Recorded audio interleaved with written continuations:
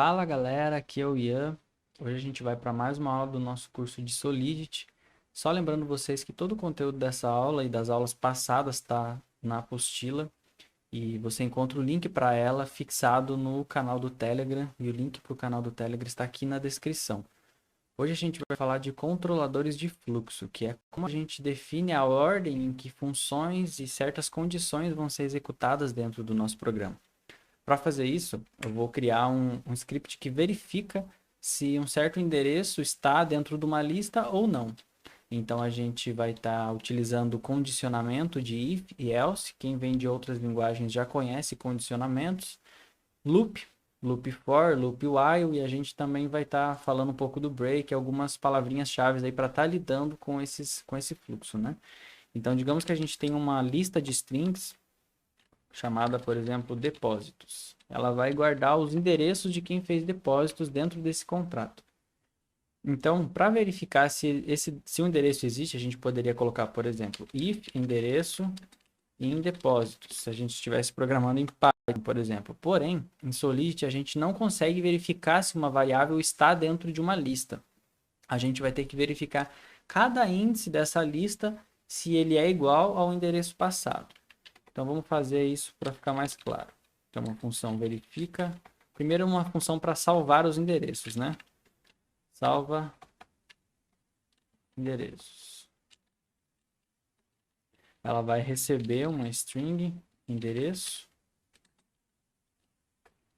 e vai guardar esse endereço dentro da lista de depósitos, né? Então você aprendeu na aula passada como é que a gente manipula a lista, a gente vai salvar os endereços dentro dessa função de depósitos. Aqui a gente precisa passar um memory. Então a gente tem a função que salva, agora vamos criar a função que verifica, né? Se o endereço passado está lá dentro. Então digamos que a gente chamou essa função salva endereços 4 vezes e guardou 4 endereços. E a gente passa um outro endereço e quer saber se ele está dentro dessa lista. Então a gente vai ter que pegar e comparar. O primeiro item dessa lista é esse? Não. Então é o segundo? Não. É o terceiro? E ele vai repetir isso, né? Para isso a gente vai usar um loop for. Então vamos criar a função verifica endereço e ela é externa também. Ela vai ser do tipo view, porque a gente não vai fazer uma alteração de dados. Então ela somente lê e verifica ali dentro se esse endereço está. Se estiver, retorna uma coisa, se não estiver, vai retornar outra coisa. E a gente vai fazer isso com um dado do tipo bool, que é um true ou false. Então, se o endereço estiver lá dentro, vai retornar um true. Se o endereço não estiver lá dentro, ele vai retornar um false. Para isso, a gente vai precisar passar esse endereço para a função. Então, como a gente vai fazer isso? Para definir loop em Solidity, vem uma herança lá de C, que é onde a gente tem que construir o loop, né? Não é igual Python, JavaScript e outras linguagens que você tem um loop praticamente pronto, né? Então, aqui a gente tem que criar for e a gente cria a variável i. A variável i ela vai ser executada quantas vezes? Esse loop vai se repetir quantas vezes? A gente pode colocar 10, 20, 100, quantas vezes a gente quiser aqui. No nosso caso, a gente quer que esse loop ele percorra e verifique a lista toda. Então, para isso, a gente vai pegar o tamanho dessa lista. Para pegar o tamanho da lista, a gente usa o nome da lista, .length. Então, enquanto o i for menor do que o tamanho dessa lista, i mais. Isso quer dizer que na primeira interação o i vai valer 0, na segunda ele vai valer 1, depois ele vai valer 2 e depois 3. Então ele vai incrementando 1 cada vez que esse loop acontecer. E o que ele vai fazer cada vez que esse loop acontecer? Ele vai verificar a lista naquela posição. Então, if depósitos na posição de i, que primeiro vai ser 0, depois vai ser 1, e assim sucessivamente, se é igual ao endereço passado. Se for igual ao endereço passado, return true. Ele pegou aqui. Vamos mudar aqui para o tipo address para ver se...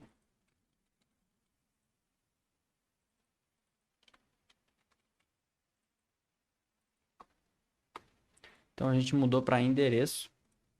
Então ele vai percorrer aqui e se o endereço estiver dentro dessa lista, ele vai retornar true.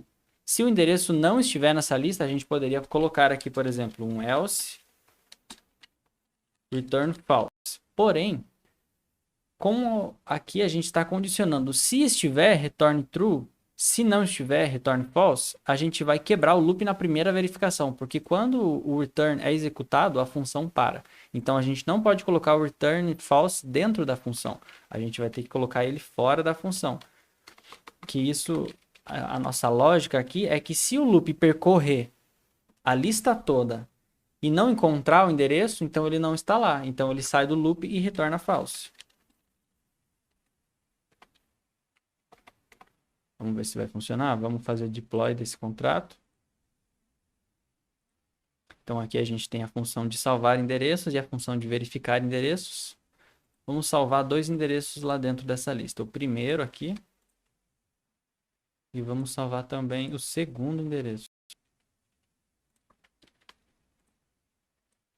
Então a gente tem dois endereços salvos.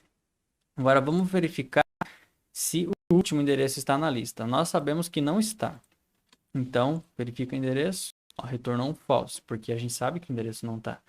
Vamos colocar o segundo endereço que nós sabemos que está. True.